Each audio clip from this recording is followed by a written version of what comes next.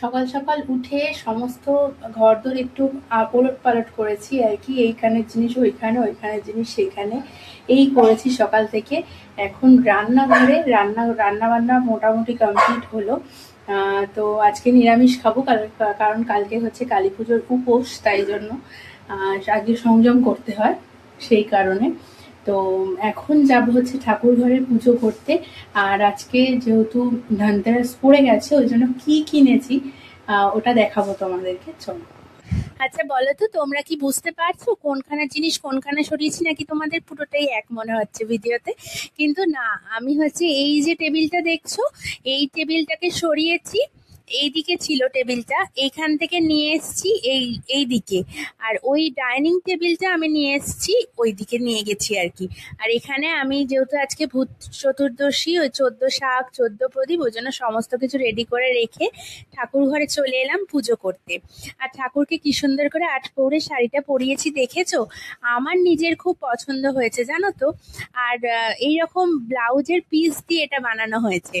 আর এই যে ধনতেরাসের জন্য আমি এইরকম একটা প্রদীপ ঢাকা দেওয়া কিনেছি, মানে হাওয়া দিলেও না এই প্রদীপগুলো নেভে না, আমার কাছে ছিল না। আর এই যে এই ধূপদানিটা কিনেছি, একটা ধূপদানিটা খুব কিউট লেগেছে আমার, খুব সিম্পলের মধ্যে ধূপদানিটা, ওই জন্য এই প্রদীপটা জ্বালিয়ে নিচ্ছি ঠাকুরের সামনে। আজকে সোনা দানা কেনার আমাদের মধ্যবিত্তর এখন ক্ষমতায় কুলাবে না, তার কারণ সোনার দাম এতটাই বেড়ে গেছে যে আমাদের মধ্যবিত্তর সামর্থ্যর বাইরে চলে গেছে সোনার দাম।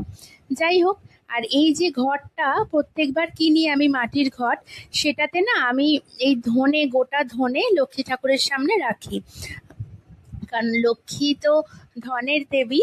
তো তাই জন্য ধনেটা দেওয়া নাকি ভালো আর কি, তাই জন্যই রাখি, বিশেষ করে যারা ব্যবসা করেন তারা।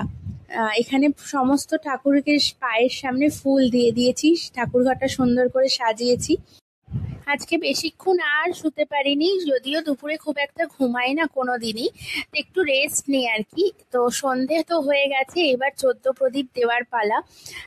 14 প্রদীপ দিতে যাওয়ার আগে না এই চালটাও নিয়ে যাই আমি, কারণ চালের ওপরে প্রদীপটা রাখি।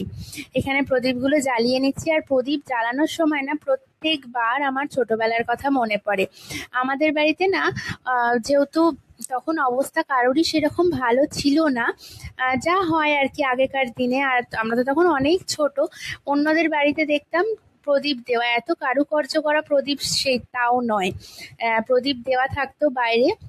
সেই প্রদীপগুলোকে আমরা না চুরি করে নিয়ে আসতাম, যেমন বাচ্চারা করে থাকে আর কি। চুরি করে নিয়ে এসে ওটাকে আবার আমরা খেলাবাটির মধ্যে রেখে দিতাম। ওটা যে জ্বালাবো এমনটা নয়, কিন্তু প্রদীপটা দেখতে ভালো লাগতো। আর একবার ঠাকমার এক বোন এসেছিল, ওনারা গ্রামে থাকতেন, তো ওনাকে ধরেছিলাম যে আমাকে মাটির প্রদীপ বানানো শিখিয়ে দিতেই হবে, কারণ বাড়িতে কেউ প্রদীপ কিনে আনে না এই 14 প্রদীপের দিন, মোমবাতি জ্বালানো হতো। এই কথাটা বাবাইকে একবার গল্প করেছিলাম বিয়ের পরে, জানো তো। তখন বাবাই সেই বছর থেকে কি করতো, নানা রকমের প্রদীপ আমার জন্য প্রত্যেক বছরও আনে। আগের ভিডিওগুলো যদি তোমরা কেউ না দেখে থাকো, একবার টুক করে গিয়ে দেখে নাও। নানা প্রতি বছর আলাদা আলাদা শেপেরও প্রদীপ আনে, কারণ ও জানে যে আমি প্রদীপ জ্বালাতে ভীষণ ভালোবাসি, ভীষণ ভালোবাসি। আর আমার কাছে না অনেক মুখবালা যে প্রদীপগুলো আছে সেইগুলোও আমি জ্বালাই কালী পুজোর দিনকে, মানে কালকে জ্বালাবো সেইগুলো। আর রঙ্গোলি দিয়ে জ্বালাই, জানি না এবার রঙ্গোলিটা দেওয়া পসিবল হবে কিনা, দেখা যাক রঙ্গোলি দিতে পারি কিনা। তো চলো প্রদীপগুলো সারা ঘরে দিয়ে নিই আগে।